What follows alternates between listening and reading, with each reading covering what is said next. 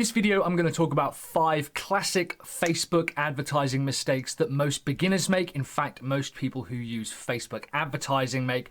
So if you're looking to improve the statistics and the results that you get from Facebook marketing, or if you're just starting out and you want to know which mistakes and common pitfalls to avoid, in this video, I'm going to talk to you about the 5 most common mistakes that I see other Facebook marketers make and mistakes that I've learned to deal with the hard way. So you've followed all the guides, you've bought all the courses, you've gone through all the principles, you've hit publish and created your ads, and then you might feel that you've wasted a ton of money by also putting Facebook ads out there and not seeing any returns on them. Maybe they've driven a ton of traffic, but no conversions. Maybe you've got a load of video views, but you haven't got any leads from it. It's a really classic series of symptoms when you launch a campaign and either nothing happens or you end up wasting a ton of money. I think a lot of businesses think that Facebook ads have like this secret code that you can crack, and once you understand how to crack it, everything is really easy. In truth, it's about consistently testing your advertising over and over and over. And the more you test your adverts and the more you test the pieces of copy and the content, and more importantly, the audiences, and we'll talk about that in a bit, the more likely you are to find success. It's very rare that someone launches an advert, it takes off, it does incredibly well, and then that's it. There's also no such thing as set and forget. Facebook advertising is a constantly evolving platform. You might find that in 1 month you do really well, you get loads of engagement, you get loads of leads, and then the next month it just drops off. That's not because Facebook advertising is broken all of a sudden. You need to consistently change the audiences, the messages, and the creative that you put out there. So I want to talk about the 5 classic Facebook marketing mistakes that a lot of people make. Just before I start this, make sure that you go to sellyourservice.co.uk/proposal if you want your free marketing funnel proposal template. It helps you write full marketing funnel proposals for any budget within about 20 minutes. So if you constantly find that you're spending ages writing proposals, go ahead to sellyourservice.co.uk/proposal, especially if you're a funnel builder and you don't have a standardized way for writing proposal templates. My proposal template not only is award-winning, but is responsible for generating something like $93 million in sales. So head over to sellyourservice.co.uk/proposal to get your free proposal template for marketing funnel projects. But in the meantime, let's start with the classic Facebook advertising mistakes. The first mistake that a lot of businesses make is not spending enough time on audience research. Facebook ads is a testing platform. It has moved away from like the social interaction and the groups and is more geared towards data and data analysis. Most people focus on creating the copy. They want to get a really good video and they want to get really good copy and creative and headlines and calls to action in the landing pages.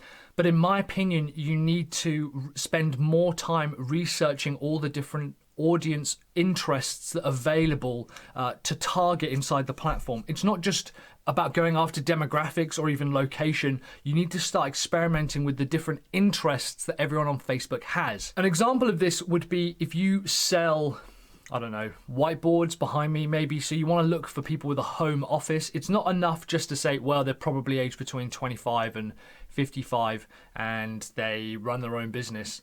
You need to think, well, who would they be interested in? And a really common mistake inside this mistake is if you don't spend enough time researching the audiences, is then people go really, really broad with their audience. It's a bit like advertising in the real world. If you want to put an advert at the Super Bowl or a huge sporting event, you're going to have to pay millions of dollars because you're in front of the largest possible audience. If you go after a much smaller audience, however, you'll pay a lot less because it is an auction platform after all. If you bring up a list of 20, 30 different interests that you can target on Facebook for your audience, don't go after the really big obvious ones. It might be an idea in some respects to test targeting someone like Dave Ramsey because he's so big, but it might be that your audience know about smaller people like Marie Forello, who's still pretty big to be fair, but going after the people who are like more specific and niche.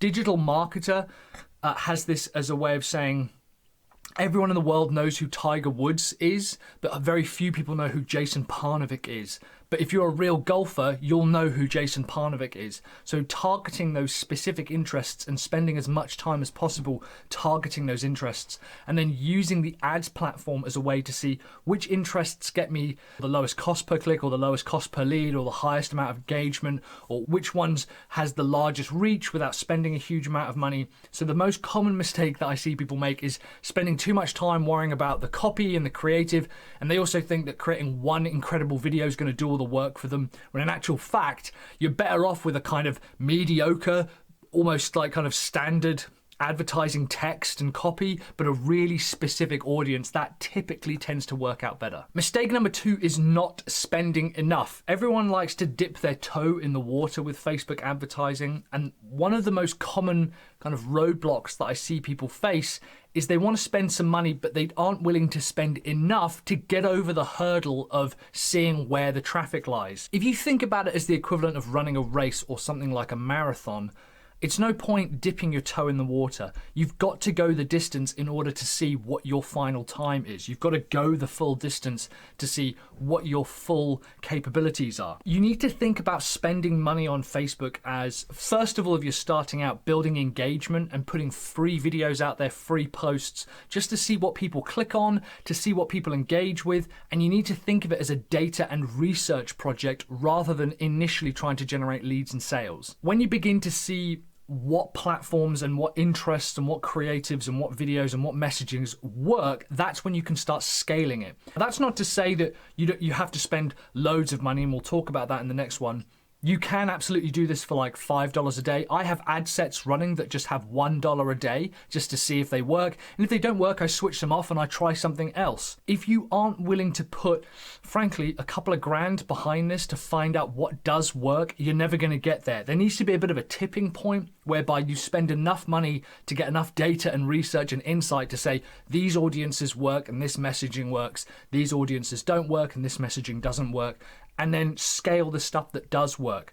So one of the most classic mistakes I see is people not spending enough money, which brings us on to mistake number 3. Mistake number 3, which I see a lot of larger businesses do this, is spending too much. In opposite to not spending enough, what they'll do is they'll just keep campaigns running and spend a ton of money on them without seeing any return on investment.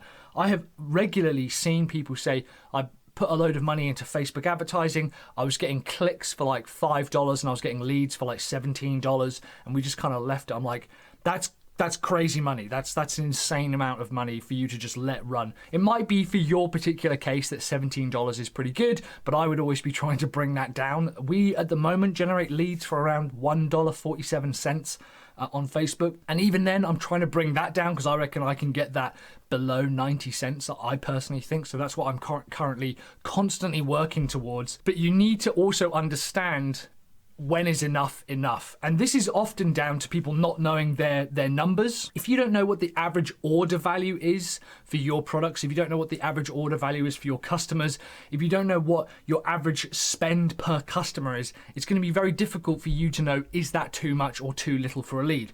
I know that the average spend per customer for a first-time customer for us is about $54. So that means I'm willing to spend $50, let's say, per customer in order to get that customer. So I can do the maths and work backwards through my conversion rates to understand, well, I know that 3% of people will buy, so that gives me roughly whatever that is, 50 cents per click or something like that. And I can work backwards through that to understand how much am I willing to spend, and I want to see those metrics. Also, if I'm going through my numbers on Facebook and I see, 97 cents per lead, $1 per lead, 97 cents per lead, $1 per lead, and then $15 per lead, I'll switch that interest off, or I'll switch that audience off.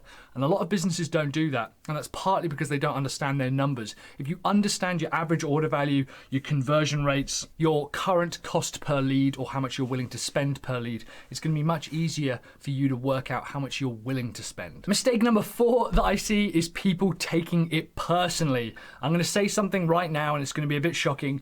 you have to kill your babies. What I mean by that is you are going to create adverts and video and copy that just cokes. What I mean by this is that you are going to create adverts and video and copy that just doesn't convert, and you can't take it personally. You just have to understand that didn't work, move on. That's why I prefer to create quick videos like this, put them out there, see what resonates and see what works, and test them against different audiences.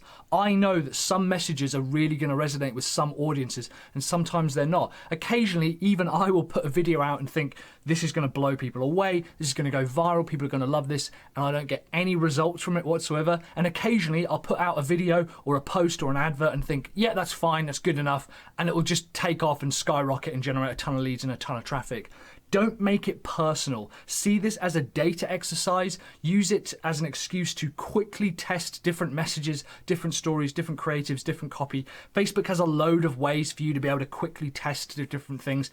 Personally, I don't worry about A/B testing on Facebook. I just want to put a message out with a core topic, test it against a load of audiences, see which audiences convert, and then move on. Create tests quickly, create content quickly, and kill it if it doesn't work. Just before we move on to point 5, it's worth noting that a lot of the stuff that I've learned from Facebook advertising comes from Miles Beckler, both his paid Facebook ads course and his free stuff on YouTube. Frankly speaking, his free stuff on YouTube is by far and away the most powerful Facebook advertising stuff I've ever learned. I'll put a link to it down below, some of the kind of core videos. He does have a paid course with his colleague Sean, which is absolutely outstanding. I've gone through and it's completely changed how I perceive Facebook ads and how we run Facebook ads.